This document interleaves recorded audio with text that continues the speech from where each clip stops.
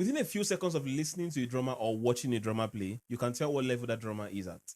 Or let me personalize this. From my years of experience as being a professional drum teacher, I can tell what level a drummer is by just listening to that drummer for a few seconds. Now, why am I talking about this? It's because it's very important, and when you're being auditioned or assessed by great drummers, they don't have all day to start checking your video. They don't watch your video maybe entirely from beginning to the end. Just a few seconds of watching you, and they can tell if you're a beginner or not. But here's the thing. There is something that's really messing up things for drummers, and I'm talking about some drummers that are intermediate players, almost advanced players, but shockingly and surprisingly, you find some traits that should be found only in beginner drummers. You find it in these guys when they play. And the bad part of this thing is these habits cost them lots of opportunities that can elevate their music career. So please watch this video all through and listen attentively for habits that you might need to work on so you stop losing opportunities and stop sending a negative message about your skill level. Now, this first trait I'm going to talk about is one that even before I became a drum teacher, honestly used to piss me off. And the reason is, actually, I'm talking about the cross stick. Reason for this is because I see some drummers that are supposed to even be in the pro category, yet when they play their cross sticks, they're not mindful of the exact spot to hit the cross stick. And it doesn't sound nice, honestly. I'll give you instances and I'll show you the right places. Even my students in my private lessons, they can tell you I spend a lot of time emphasizing on how to get your cross sticks properly. So let me show you guys how to do your cross stick properly. So if you're playing and you want to apply your cross stick while you're playing, there is a specific region of your stick that you should use to hit your snare rim or the loop, the hoop. So most times you hear people play and you hear things like this. It's the way it sounds, or sometimes it's inconsistent. Most times you want to get this particular sound.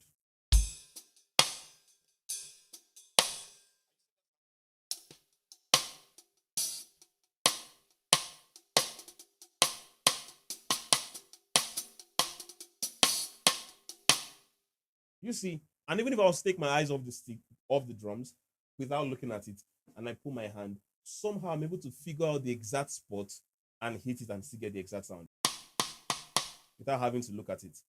Do you understand? So I feel like drummers need to pay a lot more attention to this thing called the cross stick.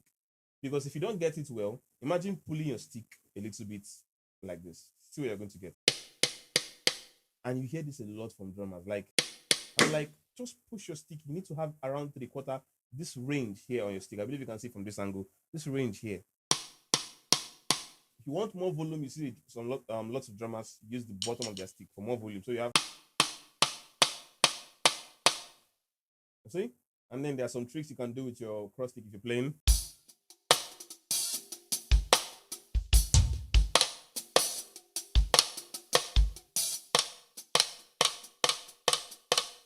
So just be mindful. That's the main thing about this cross stick.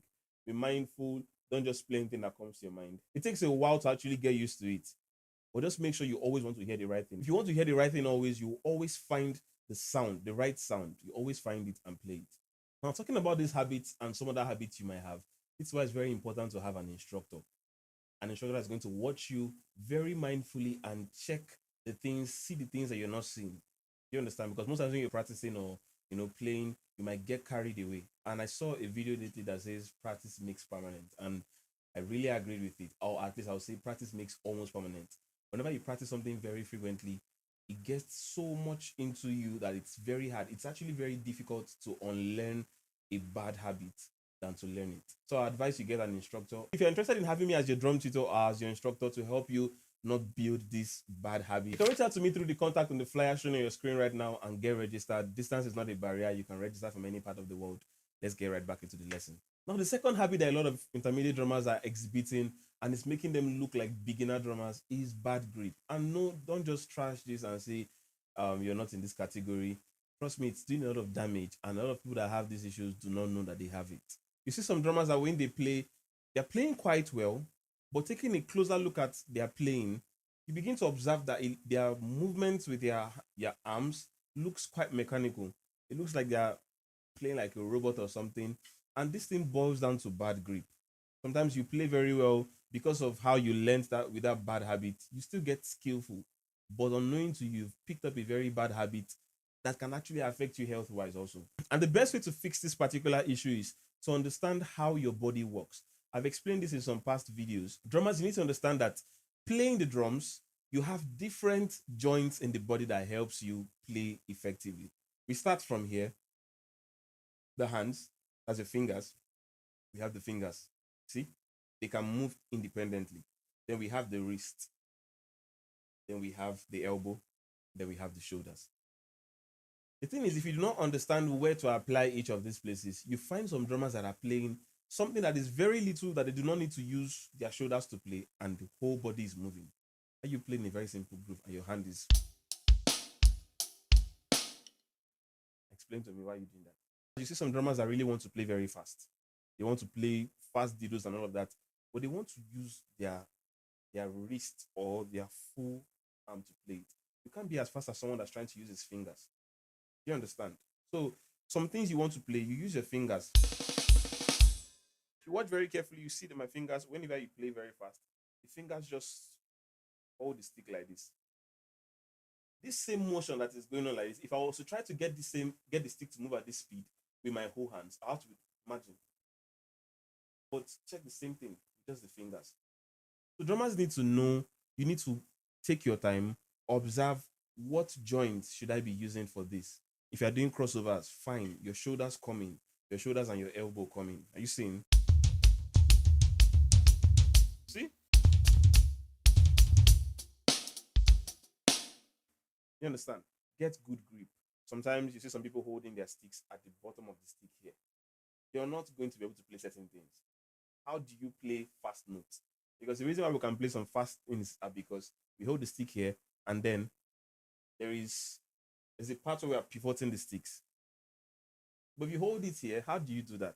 Are you saying the weight balance is no longer proportional? You get, here is a lot more heavier than here. So you hold it somewhere around 3/4 and do whatever you want to do with it. Generally, take your time and observe. Take your stick, have fun with it, understand the best grip, watch videos on grip, and get better at your grip technique. Now, another habit you see among drummers a lot that gives them off as beginner drummers or not good enough is lack of authority. Now, when I say authority, don't misquote me. I'm not saying play loud and just come in and be bossy and all of that. No. Authority means you are in control. You get. If you're playing a groove, show control. When I mean control now, certain things come into place. Your technique, how relaxed you are, the application of dynamics. When a beginner plays a groove, you obviously hear the difference most times because there are always some parts of the drums that dynamics are not rhyming properly. When you play it, take charge of the whole music. If you are to play a simple funk groove, you just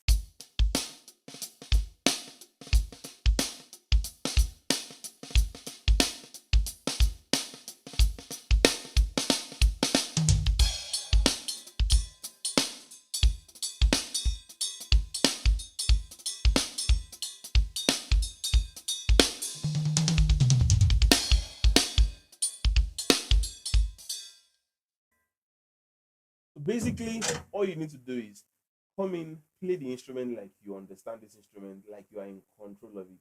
Don't let the instrument be in control of you and then you're struggling with your gears and all of that every time.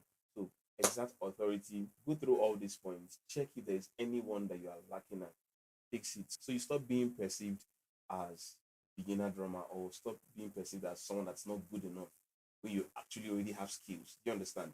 Because what happens most times is when they just watch you, see your hands, see your, how comfortable you are playing and all of that. Even if you're playing something very nice, it's sending a negative message. So I hope this video was very helpful. If it was helpful, please leave a like, drop a comment, and I'll see you in the very next video.